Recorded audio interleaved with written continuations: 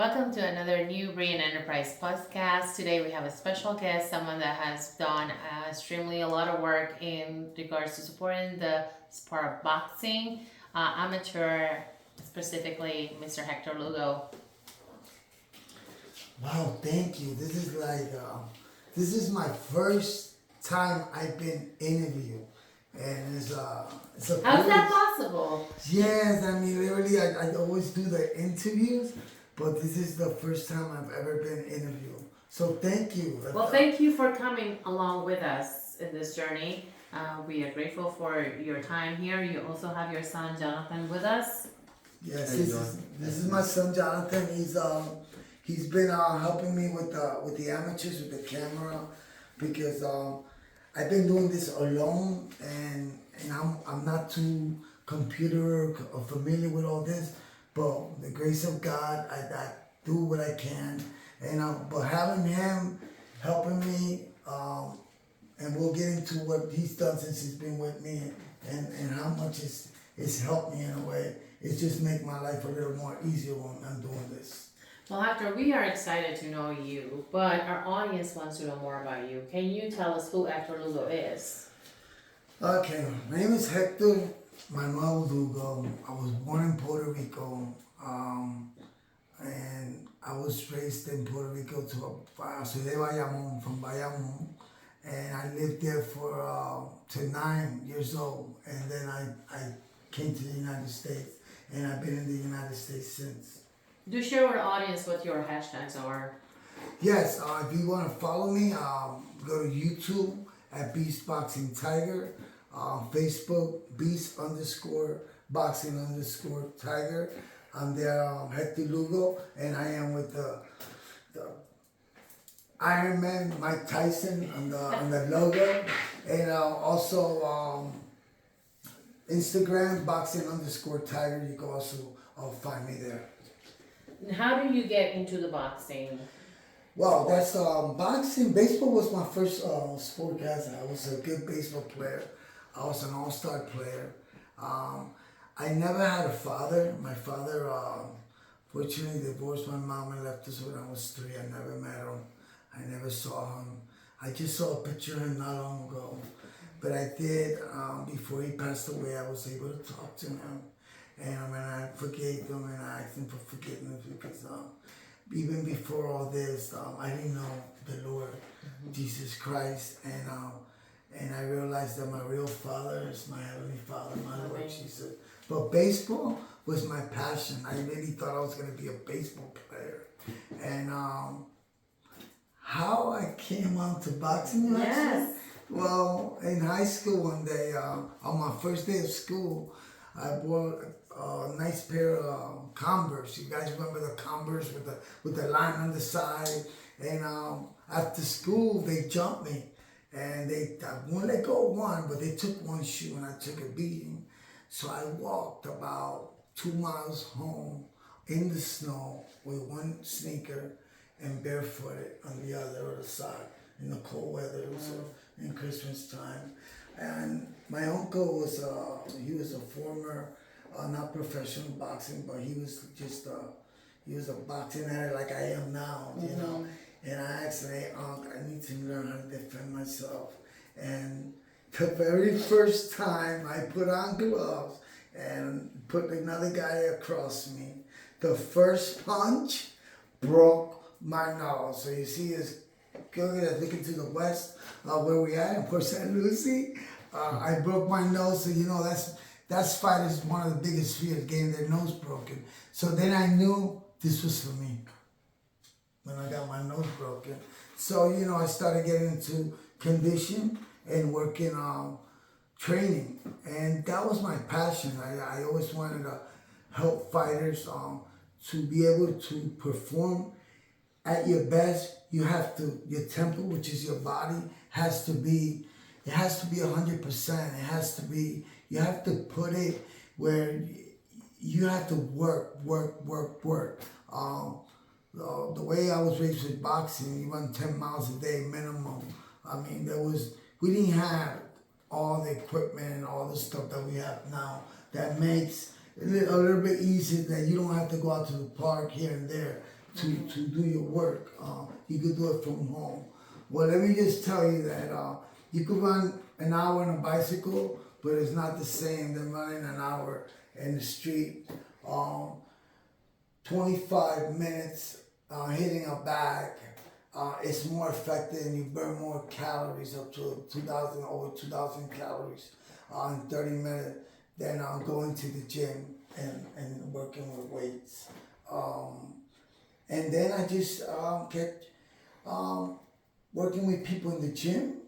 Started a crunch and here and there they had punching bags. And then as it went along, my kids got older. They all got married and left the house. I've been divorced for 12 years. I've been single. And I built a gym. So I started, doing groups, and I would just put the ladders out there. I would just work with kids from all ages, men, and they'll come, and it's just like going to Walmart. You come, you pay. If you don't come, you don't owe me, you don't pay.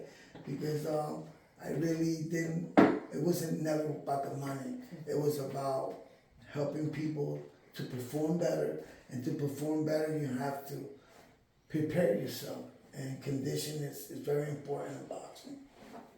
Okay, and now you're in the field of work that you're in now, which is press, somewhat of a media influencer type. What's driving you to expose these new boxers that are coming along the ranks? Well, first, how I got into this is weird because I had a fighter that he was ready to go into professional, and he said, "Hey, listen, they're gonna do a live interview with me, and I would like you to be there." And shit, I almost didn't go. So if you feel like you need to do something, or they ask you to do something, and you feel like you don't want to go, you never know. So go ahead and do it. And I decided to go ahead and I put on the shirt. I used to have the shirt, didn't have the logo. I will get to this as we go. I used to say Beast Boxing Tiger, condition trainer. And in the interview, he introduced me, the fighter introduced me to the host as my condition trainer.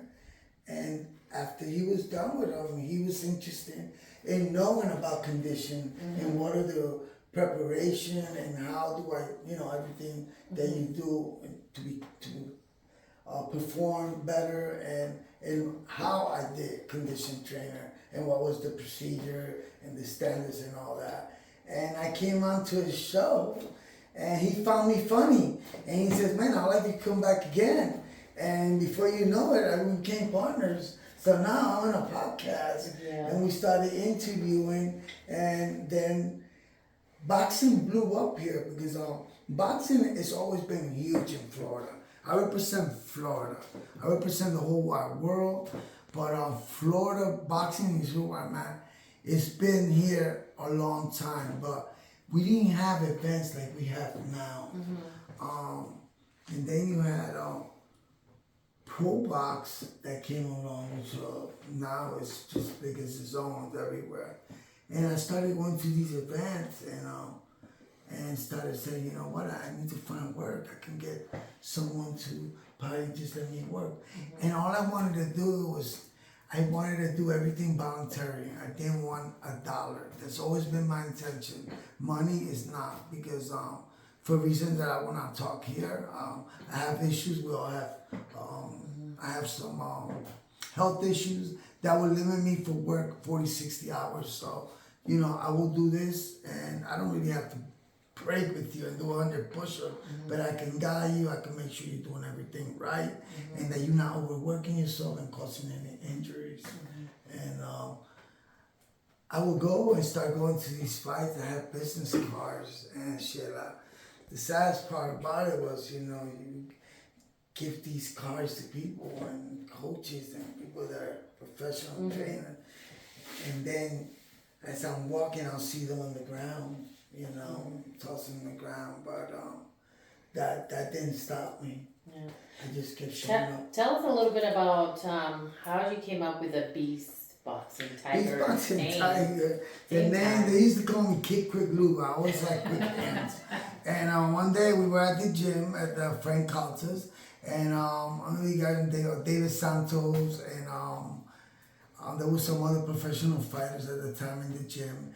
And I sparred with a guy that they called him Beast, the Beast. Uh-huh. So I kind of like, because I had quick hands, I was getting to him before he was getting to me. So one of the guys said, you know what, you're the real Beast. And you know what? I ended up, okay, Beast Boxing Tiger it is. Mm-hmm. So I kept the name Beast Boxing Tiger. Okay. What has been the greatest exposure that you feel you've done thus far? You mentioned earlier, outside of the online recording here, that you have done like 57 events in. Listen, I was paying my tickets to go to these fights, VIP, just to reach out and hey, listen, if you need help, I'm willing to come up. You don't have to pay me, because when you know what you have, you could, all you need is a chance to prove yourself. Mm-hmm. And we've seen this all around the world, not just in boxing. We see in American music where they discover talent. And I decided to, you know what, I'm gonna start interviewing people. And pretty much I started interviewing, but the first 14 months I started doing this. One day I sat down, I was doing numbers. I realized I went to 57 boxing shows in a little bit over 1 year.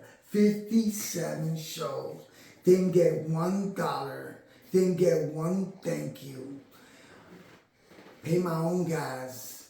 Travel wherever I had to be. There was times where I did Wednesday night fights. So it would be the weigh-in, then the fight, then there'll be a fight on Friday, and sometimes a fight on Saturday. And I would do 3 fights in 1 week. And Pro Box, when they started, they were doing 2 fights a month. So I added 2 times 12 is 24, and then I added everybody else. And 57 fights in a little bit over 1 year. That's ludicrous. And how long have you been coming? We're based out of Port St. Lucie at the moment.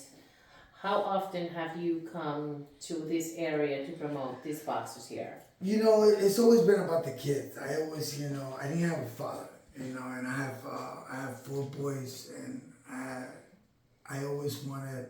I thought I couldn't be the dad because I didn't have experience, but it's not about that, when. You're never gonna, because your father was a drunk doesn't mean that you're gonna be a drunk. Mm-hmm. Because your father abandoned you doesn't mean you're gonna abandon you. And then as you get older, you get more mature, you start understanding, mm-hmm. How life is. And I came, what was that again, the question you said? See, I kind of, this is like, I forget stuff. I bang myself, that's what boxers deal with every single day. You get beat up so much that, but... So how often you come to this area down south in Florida? I've been here, this is probably my 4th time I've been here in Port St. Lucie. And the amateurs and the way people have received me, it brings me joy just to talk to these kids, because you know what? It's amazing how these kids will respond sometimes. And it also shows me that boxing is a sport that, just like any sport, it shows discipline. And the way they talk to you like mm-hmm. young men, you think of a 9-year-old, sir, military. And the shows is just, this is amateur, that's where it all begins. Mm-hmm. And the shows are just unbelievable. And just to mention, I first came out here to a show, I was invited by El Hijo de Cabrón, Puerto Rico, mm-hmm. who Luis Ramirez, a tremendous individual, a guy that has the same passion of boxing that mm-hmm. I do, and been around as boxing as much as I have.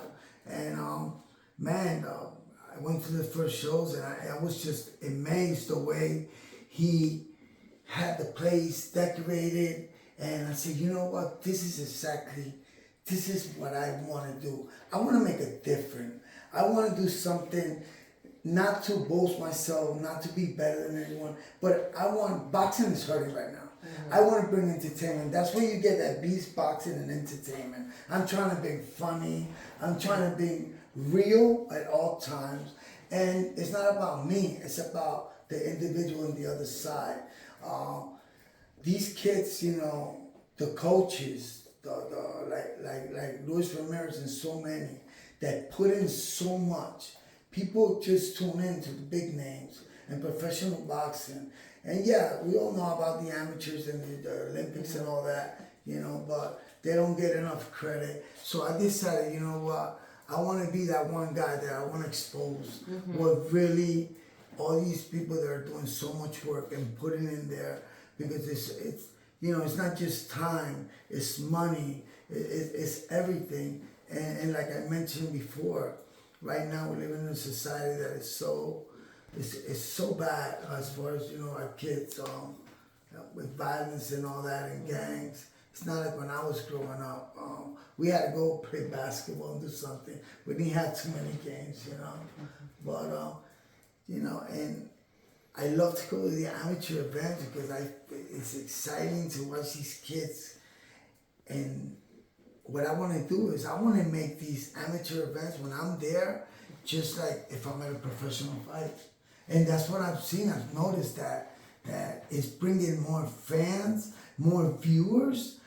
Just talking about views, I just did yesterday. We did a show for the new Breeze Champion Volume 3, and I was stunned when I looked at my son. I said, son, we have 1.3 views in 1 hour. And I mean, did the live 1.3 Ks and going. I said, wow.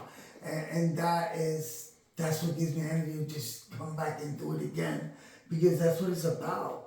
And not just showing up, and it's not about the lights, and no, having these conversations with the parents, having these conversations with the professional fighters that show up. Like we had Jorge Linares that came yesterday, John Ruiz. I ended up seeing the Bray brothers. One, their brother just won the 154 super middleweight.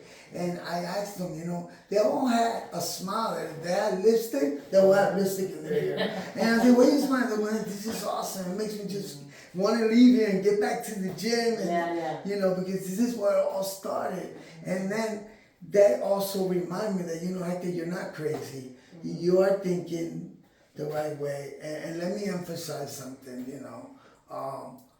My Lord Jesus Christ, I put him in every plan, because you know what, as a human being, we all been a wreck here and there, but I want to be able to also reach individuals for the Lord, because if the Lord is not in the plans, I'm not gonna do it. Right. Because at the end of the day, you know, we need to be able to get along. It's not about color, skin, religion. It's a sport that we all love, but it's a sport that is also hurting. Yes. It's a sport that has changed so much since I was watching. I'm seeing, you know, fighters want to tell the coaches what to do, and I'm also actually seeing fighters that want to tell promoters who I fight. I want to. It used to be like that. Yeah. So Jonathan, tell us how you feel about your dad's line of work and your experience coming along with him on those trips. It's been a good experience. You know, I watched my dad through the years.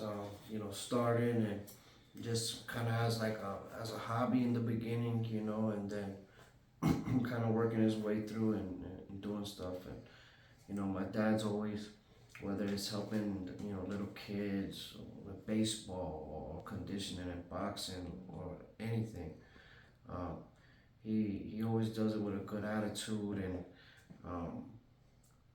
you know, not just because he's my father, but you know, watch him. You know, we all go through rough times, and when we start off, it's not what you've done before. You know, it's what you make of yourself. You know, and my dad, he's made it, you know, he's a positive role model, and I look up to him a lot. Um, and like you said, he does it from his heart. And I know a lot of people they do stuff for certain things, whether it be for money or fame or to get this and that, the third, but he does it with just a passion and just a love for it. I know one day, that's gonna come for him, even if he doesn't, he's not looking for that or not. But he's a What big, is big, lock in our family. He holds us together. what is something that you remember from your childhood that he still does today? Just being there. Like my father said, he didn't have a dad. Um, growing up, he had a stepfather, but his father wasn't, in his life. My dad's always been there for us. I can't remember a time where I needed him, he wasn't there for me, or something like that. And he's learning, at the same time he was learning how to be a father. I'm a father of 3 kids, so I kind of understand, because we all make mistakes too, but learning how to be a father as well, and doing those things, I see, what he went through, what he had to go through with 5 of us. I got 3, so they drive me crazy sometimes. But I can just imagine what he's doing, and I can see, his. I don't know how to explain myself sometimes, but I can see his motivations and his intent to be a father and try to do things, whether it's pick us up and took us when we were little, take us to the park every weekend or do something. But I knew when my father was coming to pick us up Saturday and Sunday, we was doing something. It was always family, so that's how I was raised, and that's how I live my life too. That sounds really great.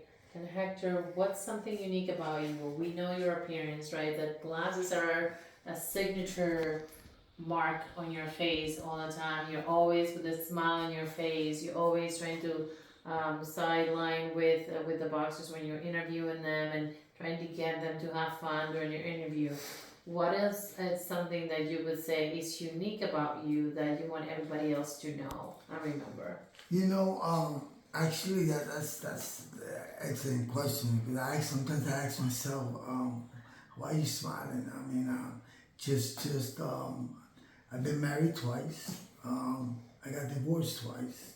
I've come to the sense that, I would like to be married one more time, but God gave me 2 wives. Why should I deserve another one? But the one thing is that I've been amazed is not just this past 6 months. I've been through so much, but no one would know.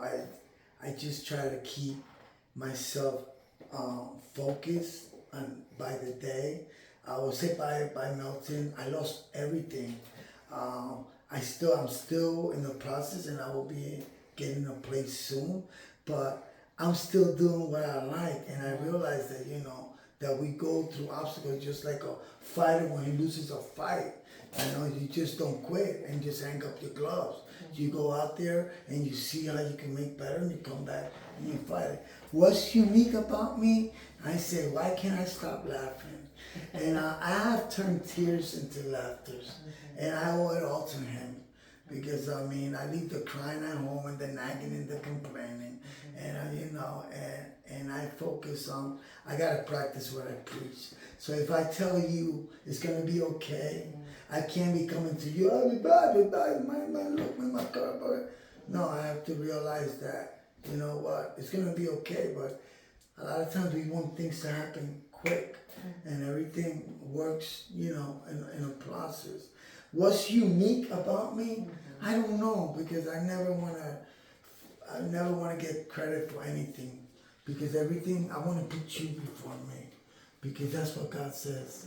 Love your neighbor as yourself. God put his son before anything. He gave his son for us. And like I said, that's why I do this. I've tried to work with other other individuals in this business. I've even tried to work with professional fighters, but quickly, God allows me to see a red flag, and if I believe Him, why am I going to try to change something? This is something that I do for the love of boxing. I want to be that one guy that your mother warned you about, and I mean it. And I'm going to do it. And I'm going to do it because God promised it, not because anybody, or I'm going to do it because I'm going to put everything in it to make sure that I can tell someone, hey, listen, you know what? It's going to be okay, even if it's not going to be okay. But, give someone hope, or embrace someone, give them a hug, show love. We're living in a world with too much hatred, too much division, but sports is a way that brings people together. I remember when we won the Super Bowl, everybody was just celebrating. It wasn't about God. We were all happy, and that's why I stick with this, because it has given me the platform. Now I have a channel where I can be able to talk to people and then put it out there. Hey, listen, I'm here for you, and I want to continue to do what I'm doing as long as God gives me the ability and the wisdom and the help, because without help, we can't do it. But and I say we as community, as parents, anyone that's involved with boxing, because we're talking about boxing, we need to support each other. There's enough for everybody. Stop putting money in front of everything, because that money comes and go. But when you set a standard and you focus on being consistent and continue to be that individual with that positive attitude, people are going to look up to you, and people are going to come out and want to be around you.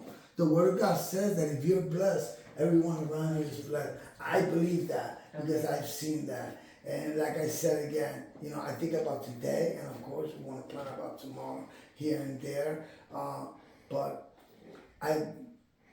going back to the events, when I go to the pro fight events, professional boxing, I kind of like brought that dressing up, and I just kept doing it. And now I gotta keep doing this, so now I gotta keep buying stuff. So I did it to myself. We do it to ourselves, but if it's something positive, we continue to do it.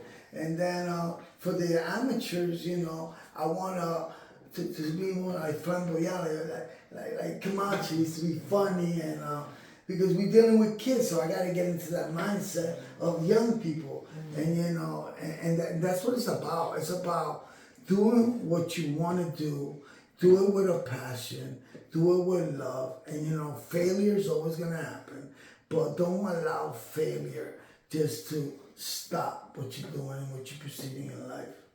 Awesome.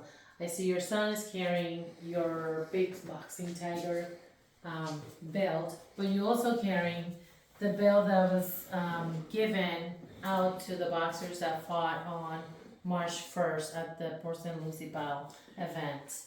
Can you tell the kids what's your advice if they would want to pursue trying to fight for one of these?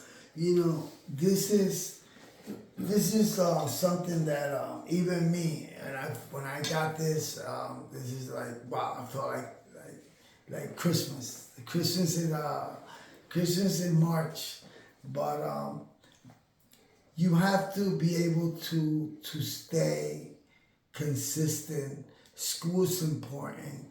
Your coach. What I tell the amateurs and the fighters, you must listen to the people that are working with you, because if you're asking a coach to coach you and then you're telling them what to do, so then why are you asking a coach? What I want to tell the kids is that don't allow anyone to tell you can't. Anything is possible if you put your mind and soul. Talking about possible, if you lose a fight, well, I'm gonna name you two people that lost their very first fight, and right now are sitting in the Hall of Fame. One of Marquez lost his first fight, and look at his career how it ended. Hopkins also, a man that served 6 years in prison and did so much. So you know what? We're gonna have obstacles. We're gonna fail, whether it's in our marriage, whether it's in our relationship. But you know, you kids stay focused. We got a lot of distraction with social media and stuff. But these events, these amateur events, this is why it's so important to support them and just show up. And necessarily, you don't have to do what I do, but you know, you can help out at the door.